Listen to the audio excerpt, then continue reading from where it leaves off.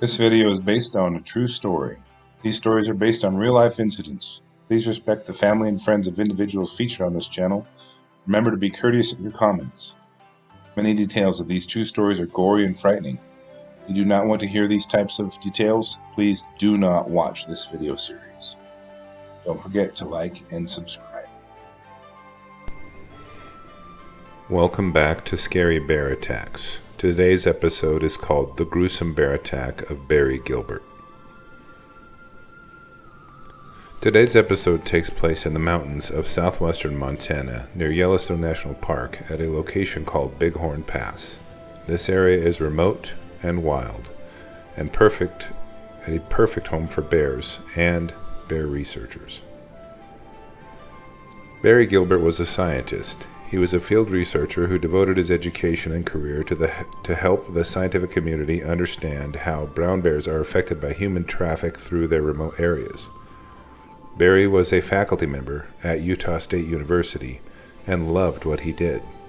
Near Yellowstone Park, Barry and a research assistant learned a very valuable lesson, but not what he was hoping to learn. The altitude was draining, but exhilarating as the research team crested the Bighorn Pass in the rugged southwest Montana area. It took nearly 6 days of hard hiking with their heavy backpacks through the still very wild and remote country they so enjoyed. After canoeing around a portion of Yellowstone Lake and nearly swamping themselves in the process, the duo was ready to accomplish their mission. The research team knew the risks and took significant precautions to avoid any problems with bears. They would camp off of the trails a good distance, as well as create physical barriers from branches and deadfalls to alert them to any curious animals, bear or otherwise. On the most notable day of their planned research, they came across a sow grizzly and her 3 healthy cubs.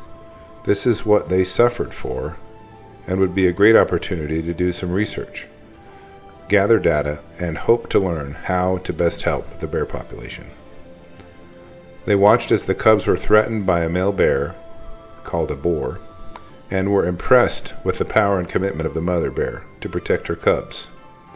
She backed him down, and her and the cubs were on their way safely after the tense standoff. The next morning, Barry discussed circling around the bears and observing them from a viewpoint called Crowfoot Ridge. It would put the researchers much closer to the bears and allow them to gather more data. After a short hike, the scientists reached their observation point, but Barry had to urinate and walked a short distance into the bush to relieve himself. As Barry crested the top of the pass, the mother bear and her cubs crested it from the other side, in exactly the same place.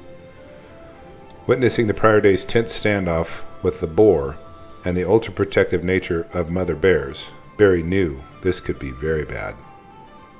By the time Barry could process the situation, the sow let out a loud woof and blurred through the surrounding undergrowth that separated the pair. A mousy smear of motion and teeth, and the next thing Barry knew, he was on the ground. The sow was quick and efficient in her assault of the perceived threat.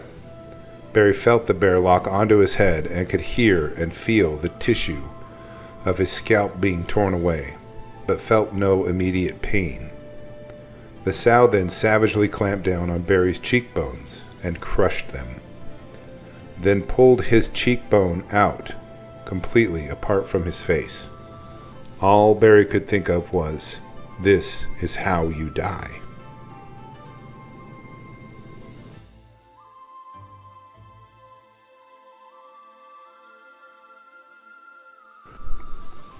Before we conclude our tale of woe, we would like to invite you to like our videos and become a subscriber at Scary Bear Attacks so that you get notifications as soon as we release our next videos regarding the clash between man and bear.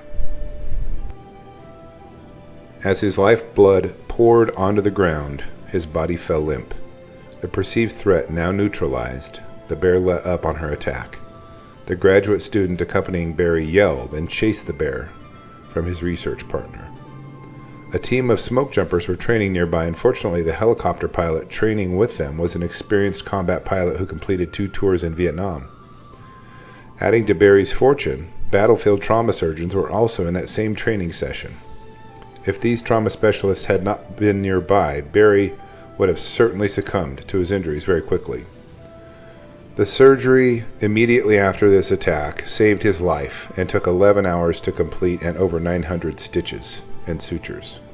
The hospital actually ran out of sutures due to his medical procedure. After the surgery, the surgeon showed Barry before pictures of his face and scalp. Barry asked the surgeon if he had ever seen this kind of damage before, and he said, "Yes, but not on one person." Barry's face was eventually rebuilt, but his left eye was blind, and he had a disfigured facial structure. Barry was not bitter or angry with the bear. She was merely defending her cubs from a possible threat. She was being a good mother, and he simply happened to be at the worst possible place at that time. If you would like to read his first-hand depiction of his attack and a lot more information, it is compiled in his memoir called One of Us, A Biologist's Walk Among Bears.